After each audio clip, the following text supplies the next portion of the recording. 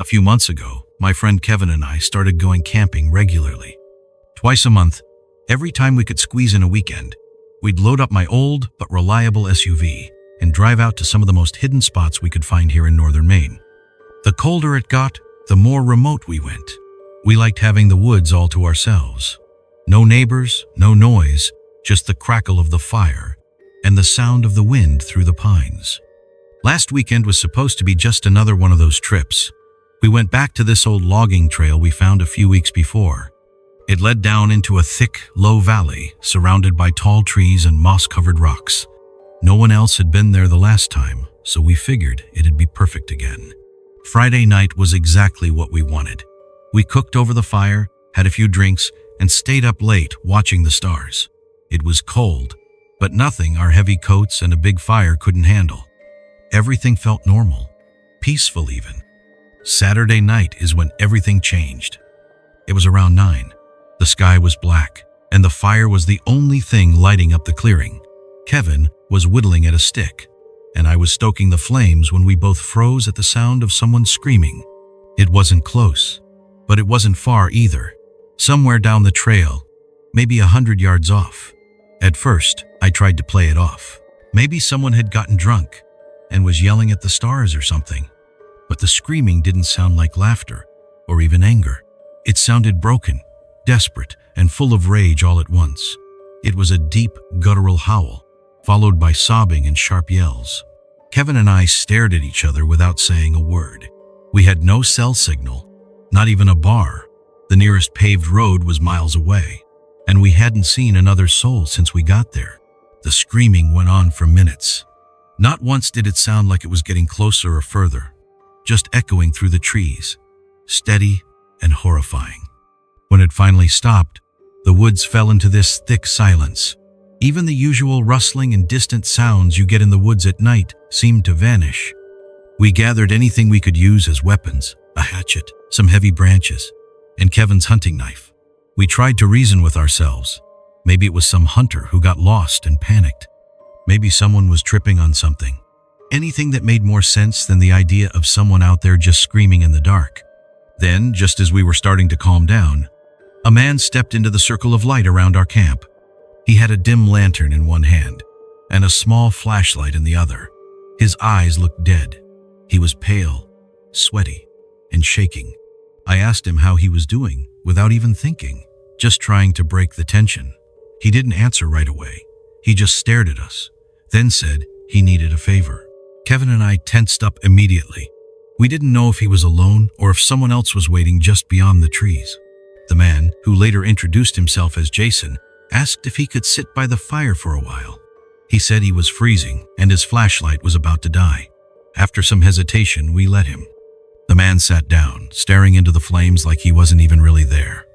When I asked about the screaming, he barely blinked. He told us he was camping up the trail with a coworker named Brian. Everything had been fine until Brian suddenly lost it, started screaming nonsense, and then tried to attack him. Jason said he barely got away, grabbing his keys and some light before running off into the woods. I couldn't believe what I was hearing, but the fear in Jason's eyes was real. And then it hit me like a punch in the gut. If Jason ran, then Brian was probably still out there. Worse, he could be following him. Maybe he was already nearby. Before I could finish that thought, a scream exploded from the woods, closer than before, maybe only 30 or 40 feet away. It sounded like someone tearing their throat apart. The voice was calling Jason's name, repeating it in this twisted, drawn-out way, switching between singing it sweetly and barking it like an order. The way Jason froze told me this wasn't new to him. We killed our fire, doused the lantern, and sat in the cold, listening. Brian stomped around the trail, yelling Jason's name over and over. By some miracle, he didn't come into our camp.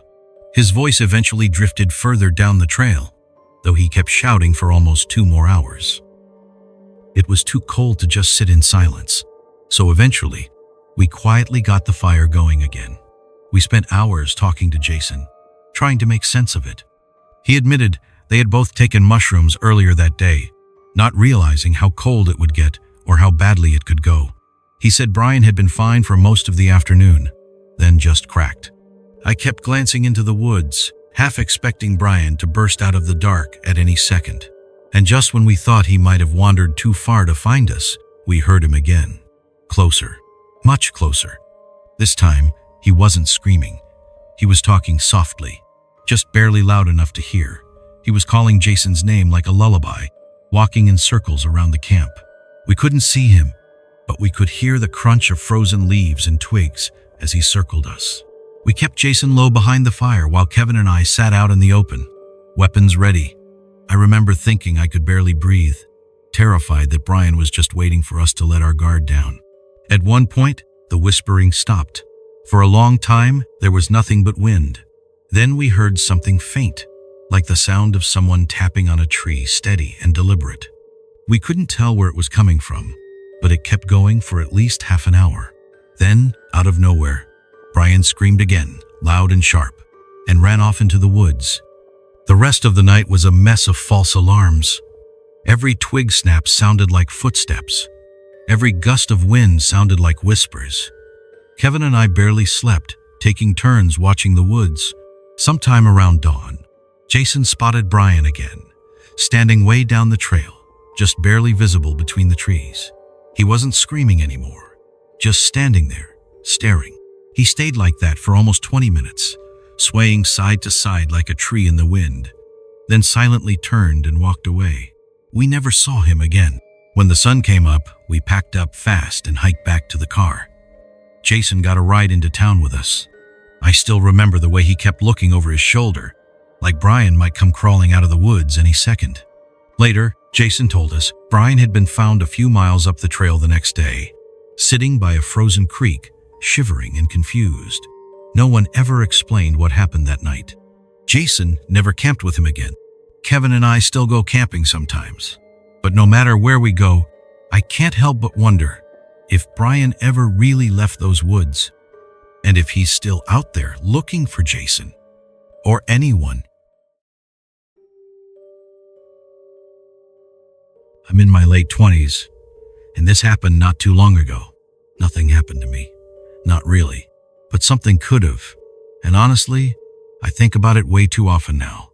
There's this place on the edge of town I used to visit all the time. Willowbrook Nature Reserve. It's not deep in the wilderness or anything, just a patch of forest near the suburbs, right behind a community center and a small grocery store. A lot of people walk their dogs there. There are benches, signs warning about hidden cameras, and even a little map at the trailhead. It's the kind of place that looks and feels safe, very normal, if that makes sense. I've always been the kind of person who enjoys being alone in nature. Crowded trails stress me out. So I usually go when the weather's bad or at weird hours, early mornings in the winter, rainy afternoons, stuff like that. I never thought twice about it. I'm in a populated area. It's daylight. What could go wrong? This one day sticks in my mind though. It was a cold Monday in late November. Around 4 p.m. cold rain had been falling since noon, and there was this low mist hanging between the trees. The kind of day where most people stay inside. Perfect for me. When I pulled into the little gravel parking lot, there was only one other vehicle, a beat-up red van, kind of rusty, parked near the edge. Someone was inside. A guy. He didn't do anything, just stared as I got out of my car and grabbed my backpack. I didn't think much of it. You get used to weirdos in public spaces. That day, I'd brought my compass again. I was practicing off-trail navigation. I didn't go far, just into a pine grove I'd been to before, maybe 15 minutes from the main trail. The trees there are tall, evenly spaced, and it's easy to stay oriented. I picked a landmark, checked my compass, and started pacing it out. I was maybe halfway there when I heard footsteps behind me, soft, but definitely there. I turned, and sure enough, the guy from the van was there. He'd followed me into the pines. He didn't say anything, just kind of pretended to be out for a walk, though something about him was off. He wore an oversized brown jacket and loose jeans, way too light for the weather. His face was blank, not curious, not annoyed, not anything, just flat. I felt this knot tighten in my stomach. I don't scare easily, but something about him, how he didn't belong out here, how he moved, just felt wrong. So I turned around and walked back toward the trail without saying anything. He followed. Not quickly, not too close, but he followed. Every time I stopped, he stopped. Every time I turned, he turned. I tried to be logical about it. Maybe he was just on a walk. Maybe he didn't even realize I was uncomfortable. I have anxiety. I overthink things.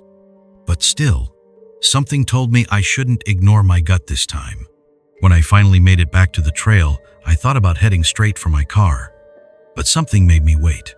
Instead, I took a longer loop trail to see if he'd keep following me. He didn't. I didn't see him again. I walked the full loop, heart racing the whole time, glancing over my shoulder every few seconds. When I finally got back to the lot, his van was gone. Just like that. I thought that was the end of it. But then, weird things started happening. The next time I came back to Willowbrook, a week later, I noticed something strange. There were footprints leading off the trail into the pine grove. Not dog tracks or anything casual, but boot prints. Deep ones. I followed them for a few steps, just out of curiosity, and they led to a tree. Tied around the tree was a piece of blue fabric, like the material from a windbreaker, just hanging there, torn. I left right away. A few days after that, I was up late, reading in bed. Around 1 a.m., I got a notification from my doorbell camera, motion detected. I checked the footage, expecting a raccoon or maybe a car turning around. It was a man, wearing a baggy brown jacket, same flat face, just standing at the end of my driveway, not moving, not looking at the door, just standing, for 9 minutes. Then he walked away. I called the police, obviously. They checked the footage, said they'd patrol more often, but there wasn't much they could do since he didn't trespass, didn't knock, didn't do anything. But I knew it was him. I stopped going to Willowbrook after that, but it didn't stop. Sometimes, when I walk through my apartment building's parking garage, I get the feeling someone's watching. I catch glimpses of someone outside the corner of my eye, just beyond the fence, always too far to see clearly, always gone when I turn. Once, someone left a bundle of pine needles outside my door. Another time, I came home to find dirt scattered across my doormat. Just dirt. No footprints. No explanation. I started taking different routes to work, changed my schedule. I even changed my car, thinking maybe he'd memorized the old one. But the scariest thing didn't happen until a month later.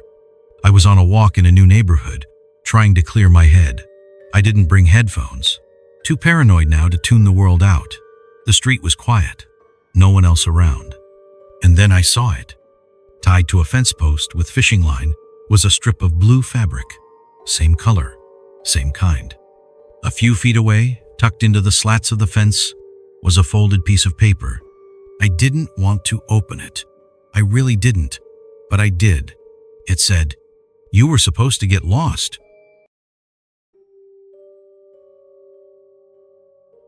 This story still gives me chills when I think about it. Every time I've told it, people go completely quiet. Eyes wide, nobody interrupts. It's strange that I haven't shared it online before, but after talking it over with a friend the other night, I realized I should. It was late summer, 2020. You remember how that year was? Everyone going stir crazy, locked indoors for months. My friends, Harper and Dylan, and I decided we needed a serious escape from the chaos. We were tired of screens and walls in the same four corners of our apartments. We wanted trees, wind, real air. So we planned a week-long getaway to the forests of Oregon.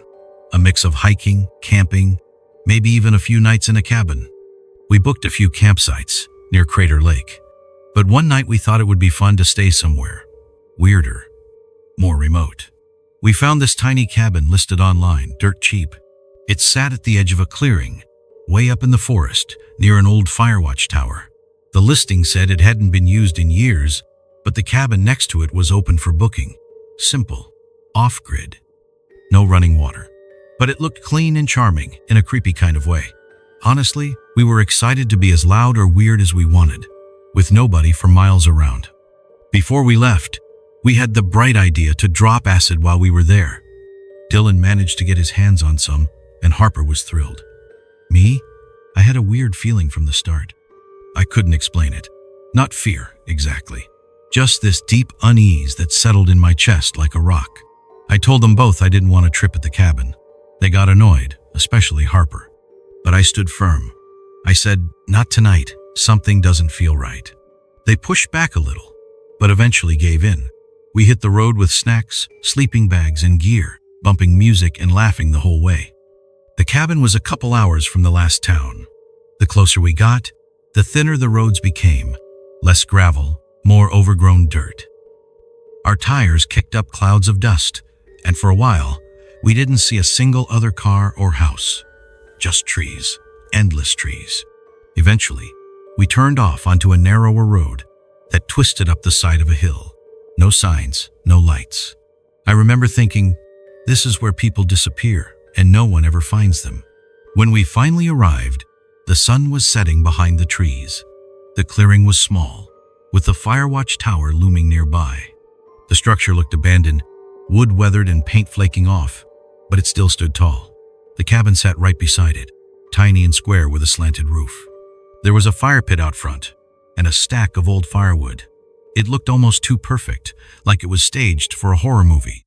We unpacked and settled in, made a fire, and cooked some hot dogs over the flames. As it got darker, the silence hit. No buzzing power lines, no passing cars. Just the crackling fire and the occasional gust of wind moving through the trees. The kind of quiet that starts to feel heavy. That's when we heard the sound of an engine in the distance. At first, it made us nervous. But when a side-by-side ATV pulled into the clearing, we relaxed. 3 teenagers inside, probably locals. They smiled, waved, climbed up the fire tower to take in the view, then left without saying much. Seemed normal enough. After that, we poured water on the fire and headed inside. The cabin had one main room, 2 beds on opposite sides, a table in the middle, and a small window looking out into the trees. We lit a couple lanterns, rolled out our sleeping bags, and tried to wind down. That's when the weirdness really began. First, it was small things. We heard footsteps outside, light, slow. But when we peeked out the window, nothing. Maybe animals, we thought. Then Harper swore she heard whispering. Not talking, whispering. But again, when we opened the door and looked outside, the clearing was still. The tower was empty. I tried to sleep, but something kept waking me up, like a scratching sound, soft and rhythmic, coming from under the floorboards. I told myself it was a mouse or maybe a branch. But then, around 2 a.m., we all woke up at the same time. The cabin was freezing. I mean, our breath was visible in the air. It had been chilly before, sure, but this was cold, too cold for summer. Then we noticed something else. The door was open. None of us had opened it. We all swore. And it hadn't blown open. There was a latch. It had to be lifted and turned. Something had come in, or gone out. Dylan grabbed a flashlight and swept it across the clearing. Nothing moved, but when he pointed it toward the tower, we saw it. Something at the top. Not a person. Not really. Just a shape. A black figure standing perfectly still, pressed against the railing of the fire tower. I wanted to run, but my legs wouldn't move. We stared for what felt like hours. The shape didn't shift. It didn't wave. It didn't even seem to breathe. Just stood there, like it had been watching us the whole night. Then the light flickered. The batteries died. We slammed the door shut and blocked it with the table. None of us said a word. We just sat there, backs against the wall, staring at the door. Eventually, the sky started to lighten. We packed up as fast as we could and left. We didn't clean. We didn't talk. We didn't look back at the tower. Just drove, hearts pounding, until we were back in cell service and saw the bars on our phones. But here's the part I never told Harper or Dylan. When I went to grab my backpack before we left, I saw something carved into the wooden frame of the cabin's door. 6 long lines, one crossed through the middle, like someone had been keeping track of how many people had stayed there. And we had just made 7. I still dream about that place sometimes. Sometimes I see the tower in the distance, standing over me like a shadow. And sometimes, in the dream, I'm the one standing at the top watching, waiting.